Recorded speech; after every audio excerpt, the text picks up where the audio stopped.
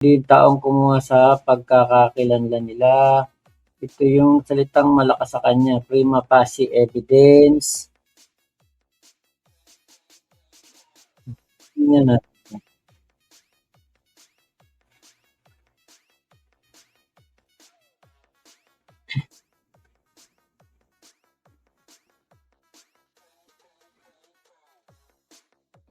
Oh, Ito. di ba? Di naman lait yun. Totoo naman sinasabi nila sa'yo, ay, sino ba yun? Di mo pala kilala eh. Eh, hindi rin lait itong ginagawa ko. Totoo rin yung sinasabi ko. Kung sino-sinong titi kinain niya. Nung nabuntis siya, pinasalo siya sa bonjing. Oh. Di ba? Alam mo, it takes a monster to kill a monster. Eh, kung walang iya kayo, mas walang iya ako. Di ba? Oh, yan ang sinasabi ko sa iyo eh. At least ako nagsasalita. Eh, paano kung gumawa ako ng troll? At ibisto ko lahat yan. Ipaglalabas ko yung mga lalaking gusto mo? Pero hindi ko nga gawain yun eh. Tama na ako. Hindi ako katulad nyo. Nagagamit ng troll para manira. Hindi ako gumagamit ng troll. Pag galit ako, ako lang. Ako lang. Hindi ako gumagamit ng dirty trick na katulad ng ginagawa nyo. Paniwalaan ako hindi ng tao, wala akong pakialam. Bakit? Kasi ito ako eh. Yun yun. Di ba? Sabi niya, walang maniniwala sa yung hampas lupang patay gutom ka. Ba? At least yung hampas lupang patay gutom naging pandemic hero. Yung hampas lupang patay gutom nakapagpakain ng halos kalahati ng Pilipinas. At least yung sinasabi mong hampas lupang patay gutom, nagbigay ng libreng salamin sa mata sa halos milyong-milyong Pilipino. Di ba? Okay na ako maging hampas lupang patay gutom. Eh ikaw, ano nagawa mo? Kumain ng iba't ibang klaseng lalaki. Sa sobrang daming pumasok dyan sa mo, nung nabuntis ka, ipinasalo mo sa bonjing. Di ba? Oh. Di ba? Tama, mali. Ayun, naman pala. Tama naman pala. Oh. Di ba? Yan ang sinasabi ko sa'yo. Oh, Kininam, hindi mo ko kaya. Bakit? Kilala ko pagkatao mo, mangangain ka ng eh. Kilala ko pagkatao mo, dati. Di ba? Di ba? Oh, sinasabi ko sa'yo. Gusto ko, kwento ko pa lahat ng pangalan ng lalaking tumira sa'yo eh. Pati yung naka-virgin sa'yo. Gusto mo? Oh, ano? Hirit ka pa? Gusto mo gumawa ako ng ibang account? Ilabas ko yung pangalan mo doon? Ha? At nandun lahat ng mga lalaking pumila sa'yo? Gusto mo? Pero hindi kasi ako kasing gagong katulad nyo. Oo. Hindi ako kasing katarantado o kasing gago o kasing walang ya o kasing demonyong katulad nyo. Nagagamit ng kung sino-sinong account para masira ang tao. Hindi ako ganon. Ako, paniwalaan ako hindi ng viewers ko. It doesn't really matter for me. Yes. Wala akong pake. Maniwala sila sa hindi ko pakialam yun. Di ba? Pero ikaw, bago ka magsalita, disgrasyada ka, siguraduhin mo dapat na malinis ka. Kilala kita, marami kang kinain, nung nabuntis ka, pinasalo mo sa bonjing. O basta ito, hindi tayo lalayo sa topic, no?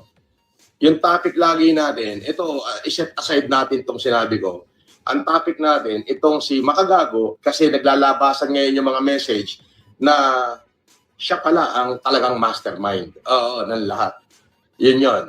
Ngayon, dito, ang binabanatan ko rito ay isang babaeng napakawala na disgrasyadang babae na mangangain ng sa sobrang daming na pumasok sa kanyang nabuntis, ipinasalo sa bonjing.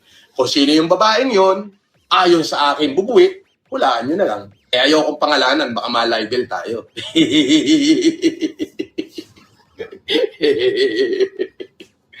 Abay, napakarami yung sinabi sa akin masama. Ako daw ay patay gutom, ako daw ay hampas lupa, ako daw ay pulubi, bla bla bla. Ay, di na bali, ako yung hampas lupa, patay gutom. Ang importante, napakain ko kalahati ng Pilipinas, halos, nung panahon ng pandemic. Yung isang hampas lupang patay gutom na katulad ko, ay may naging pandemic hero. Nakatulong ako sa mga mamaya. Self-proclaimed pandemic hero. Hindi ka naman tinawag na pandemic hero ng mga tao eh. Self-proclaimed ka na pandemic hero. Saka isa pa, kaya ka natawag na pandemic hero noon kasi nga akala ng taong bayan tunay ang pagtulong mo na malinis ang hangarin mo sa pagtulong. 'Di ba? Alam niyo po sa sama ng bunganga nitong si Kulaong, ako ang nangangamba para sa kanyang kaligtasan. Alam niyo hindi si MG, hindi pamilya ni MG, hindi tayo gagawa niyan, hindi tayo. Hindi mga kahombre. Alam niyo kung sino? Yung makakapanood kay Kulaong na may tililing din. Tapos aabangan si Kulaong, no? Yan ang tingin ko na gagawa niyan. Kasi tayo hindi, ang gusto natin due process eh. Pero ang naiisip ko, darating ang araw si Kulaong bigla na lang titimbwang yan dahil sa kanyang sama ng bunganga. Napakabasto sa mga kababaihan eh. Meron pong mga tao na galit sa mga basto sa babae. Ako, alam nyo, ay nako, swerte pa rin talaga si Kulaong at ang mga nakakatapat niya, hindi marahas na tao. Hindi yung mga tao na kapag nabuisit, nakapag-iisip ng hindi tama. 'Di ba? Nakakagigil, 'di ba, Ate Prinsesang Palaboy? Ano tayo tayo gusto natin due process eh. Pero itong si Kulaong parang ayaw niya naman ng due process sa buhay niya. Parang ibang proseso gusto nitong tahakin no? Ah, alam niyo po, ang dami kasing nagko-comment sa akin kanina. Siguro alam niyo naman 'yun, dami nagko-comment sa akin kanina patungkol dito sa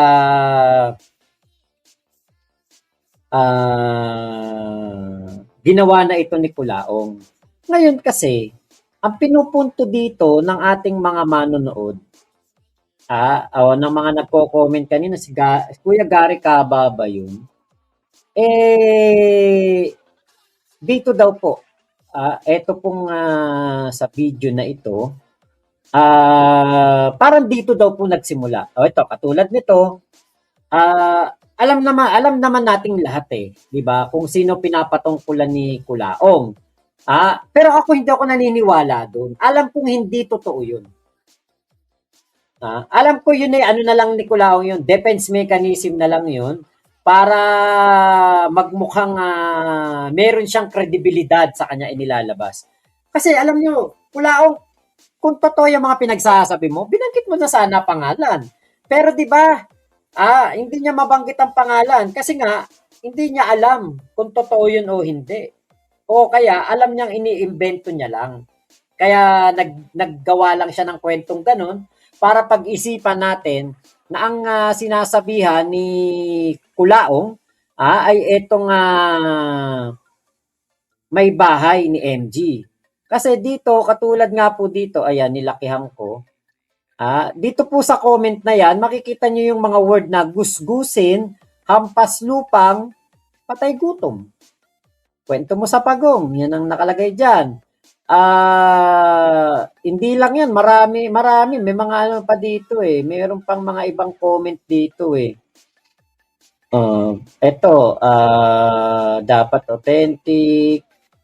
Eto pong si Reality Quest Veron, isa daw po ito sa mga Lopez. May karapatan tong gumawa ng ganitong mga pangtatarantado dun kay Kulaong kasi nga, 'di ba? Etong si Kulaong, sinabihan niya na pag uuntugin daw niya, pag sasasampalin daw niya etong mga in-laws nitong si Kulaong. In-laws ni MG, sinabi ni Kulaong.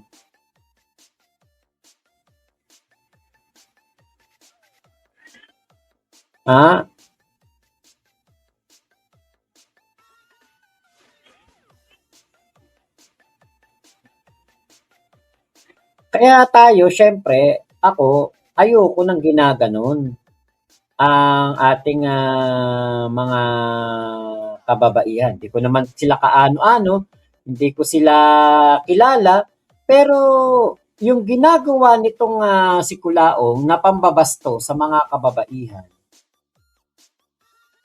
talagang nakakaano ng loob. Kasi ako hindi ko kayang sabihin yan sa kahit sinong babae. Kahit sinong babae pa na makagalit ko o makaaway ko, hindi ko pagsasalitaan ng ganyan. So yun yung isa sa mga words dito na nakita natin. Siguro may nagsumbong kay Kulaong na nag-comment yung partner ni MG, asawa ni MG, sa dito, siguro ini-screenshot, talagang ganun ang sinabi kasi ni dito, ni Joanna. Ayan. Oh, yun talaga nakalagay. Gusgusin ng paslupang patay gutom 1 day ago. Kahapon lang naman naggaganyan si Kulaong eh. 'Di ba? O eto pa. O hampas lupang patay gutom. O parang galit na galit si Kulaong kasi nasasabihan siya ang hampas lupang patay gutom. O ayan o, unggoy talaga kasi hampas lupa. Kaya siguro gumawa ng issue si Kulaong ng ganun.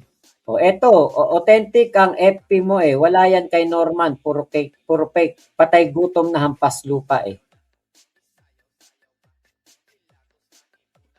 Yan po yung mga comment diyan. Ngayon, syempre, 'di ba, may mga magagalit diyan na kay Kulaong, yung mga ayaw na binabastos ang kahit sinong babae. Kaya nga sa akin sabi ko nga parang walang nanay si Kulaong na kinukwento niya na nadisgrasyada ni Ferdinand Marcos Sr. Yun dun sa isa niyang kwento. Doon naman sa kwento ni Nanang Reme, kinuwento ni Nanang Reme, nagkatitiga, doon kay kaya FLM for Filipinos ko napanood, parang kinuwento ni Nanang Reme, nagkatitigan daw sila ni Pacifico Marcos sa may Malate. Sa may Malate ba? O basta Ermita, parang ganyan. Nagkatitigan daw silang ganyan, tapos kain laban na daw. At ang naging resulta daw ay si Kulaong. Yan, katulad niyan. O eto, good morning sa lahat except sa patay gutom na hampas lupang pangit. Pikon na pikon si Kulaong pala pag nasabihan ng hampas lupang patay gutom. Pero namamalimos naman sa namamalimos naman sa FB. Eto, katulad nito. Alam mo, sa totoo lang, babaeng disgrasyada, yung buong lahi mo, pwede ko ipasampal sa mga bata ko. Oy, sasampalin lang kayo isa-isa sa pagmumuka. Pwede kong gawin yon. Pero hindi ko gagawin.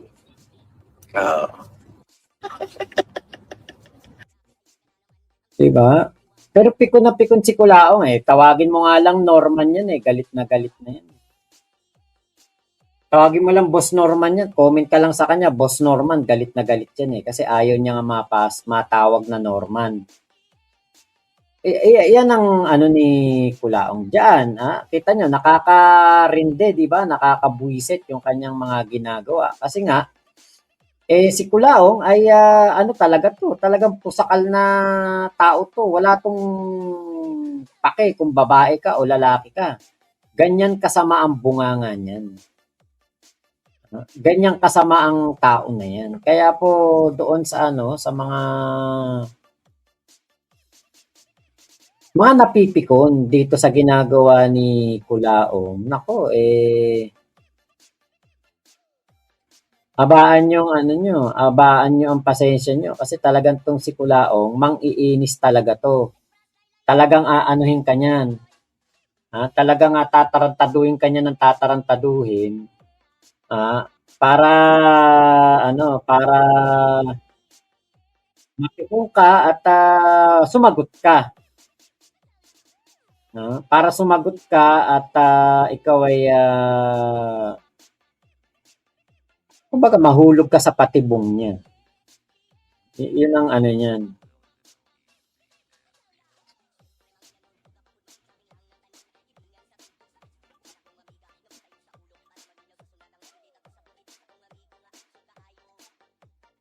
Eh, hinahanap ko yung teka, dito na tayo kay Food Genius. Buti bumalik na yung isang FB page ni Food Genius.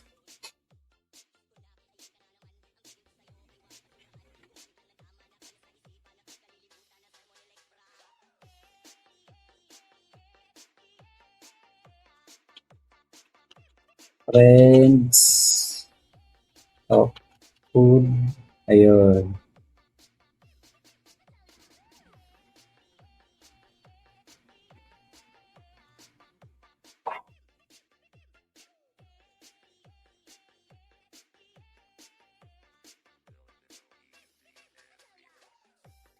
Teka, basa muna tayo comment. Boss Mac, ang lala ng bunganga ni Kulaong Perez Junel. Eh, yun nga po, ganyan nga po yan eh. Ate Princess ng Palaboy, lalo ako nang gigigil na makulong na yang Kimpi na kabayong yan. Wala talagang paggalang sa mga babae. Sa bagay, nanang Remy nga niya, kayang bastusin ibang tao pa ba? Yun nga eh. Earthlings, Boss Max, si Kulaong di naaabuti ng pagtanda yan sa dami na nakakapanood ng live niyan. At sa daming may galit dyan, sigurado, meron uupak dyan. Earthlings, totoo. Miko, sana lahat ng sinasabi niya gawin sa kanya kapag nasa kulungan na siya. Ay, naku, may pambili ng pom-poms na ngayon ko lang nakita. Nakatingin kasi ako sa FB. Ayan. Prinsesang Palaboy, thank you ha sa pambili ng pom-poms. Marami-raming pom-poms yan.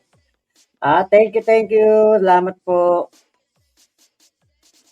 Okay.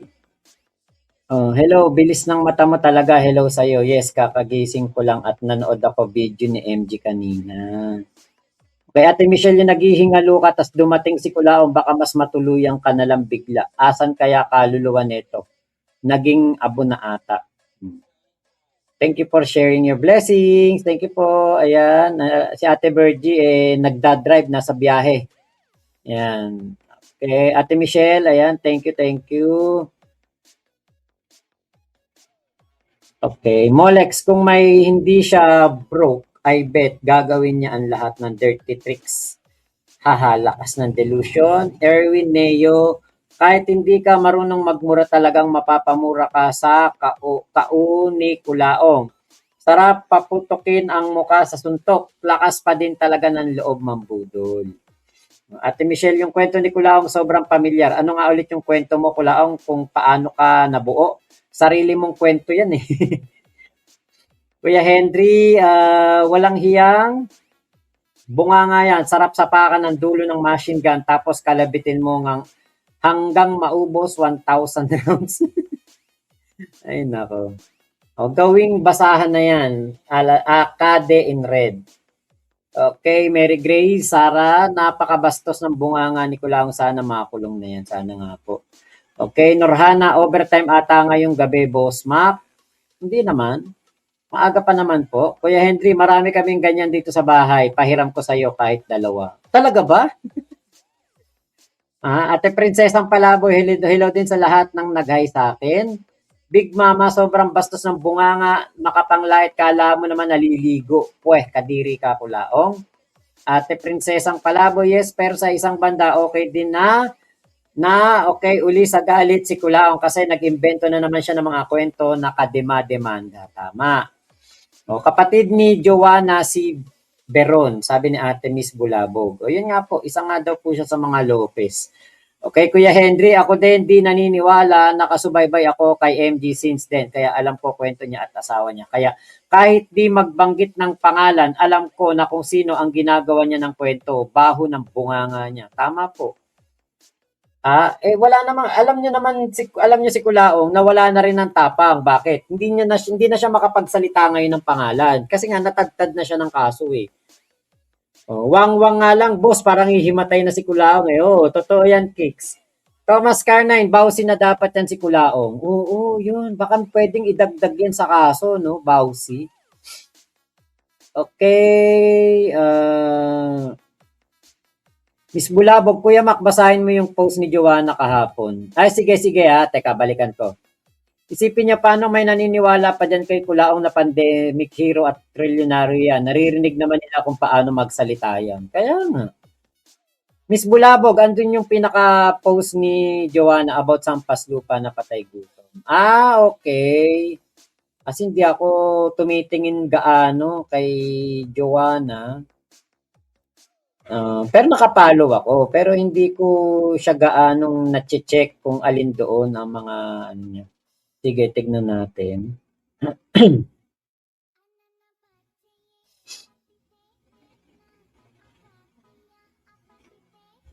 No, eto ang wala si Kulaong, family, di ba?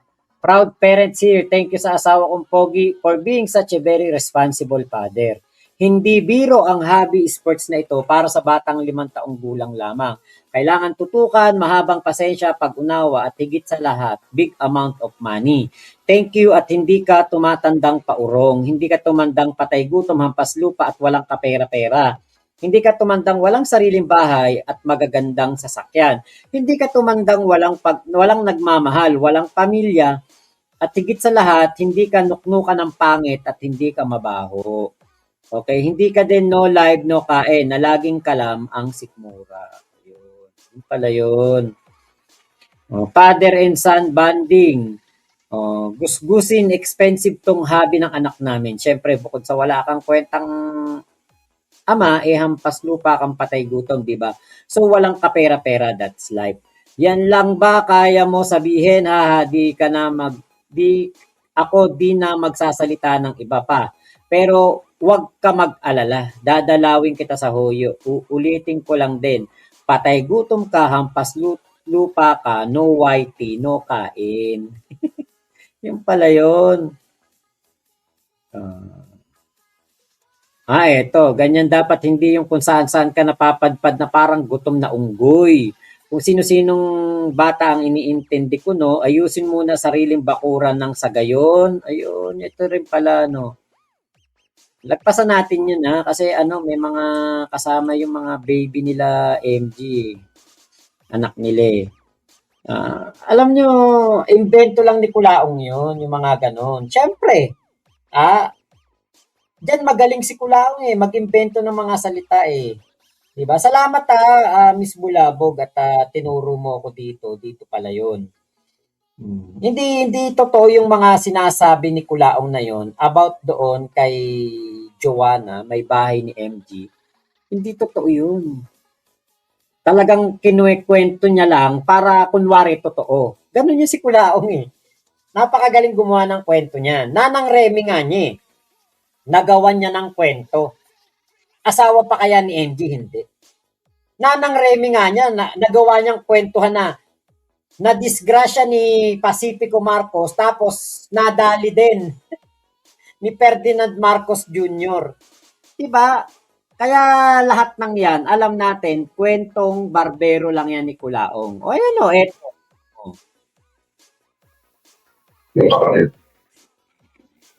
Sigaw mo, kapatid mo, Anak ako ni Ferdinand Marcos senior. Senior, kay Doña Remedios Carino Lolo.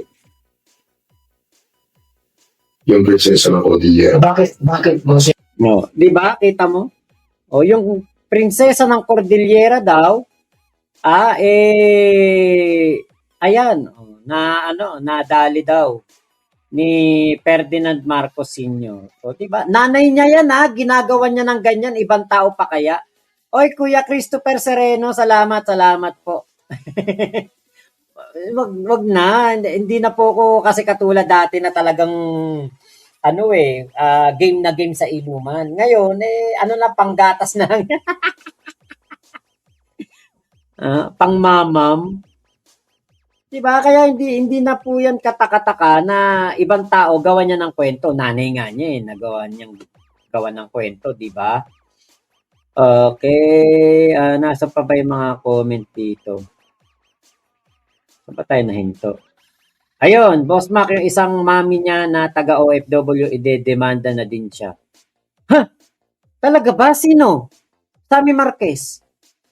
Totoo ba yan? Kuya Henry, ang gusto niya yung pinupuri siya na di naman kapuri-puri. Pero pag na-real talk, daig pa ang manok ng putak. Ate Pink Butterfly, nagkatitigan tapos nabuo na si Kulangsky.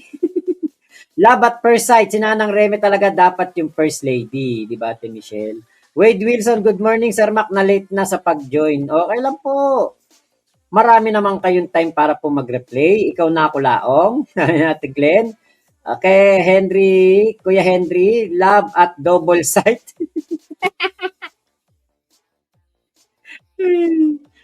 Jericho Jap, Boss Norma na pala itatawag ko sa kanya sa live niya. Oh, Jericho Jap, pag yan tinawag mo, Boss Norma, tignan mo, black ka kagad. Prinsesang Palaboy, kaya nga Max, si Nanang Remy yung disgrasyada na tinutukoy niya. O di ba? Kita mo, nanay niya ha, na disgrasya daw ni Ferdinand Marcos Sr. Pumunta pa daw Belgium.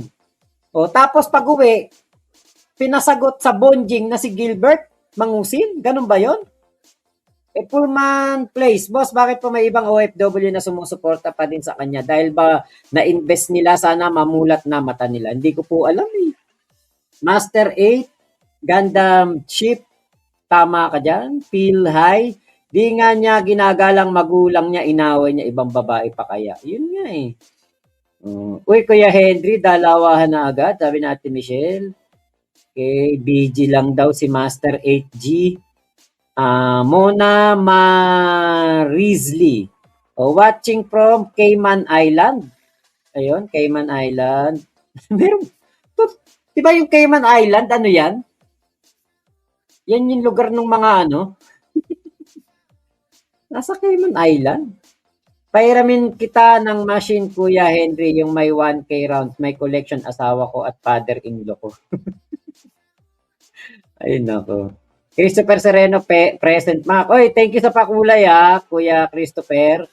Rayo Kail. Boss Mac, paano sila magkakatitigan? Sa liwa mata ni Aling Remy. Di ko nga alam eh. Ayan, baka sabihin niya, binadamay na naman yung nanay niya.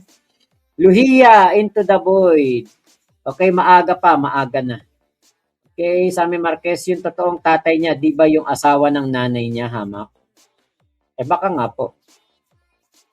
Dami ko tawa sa nag-comment na paano sila magkatitigan ni Nanang Remy sa liwa mata nun.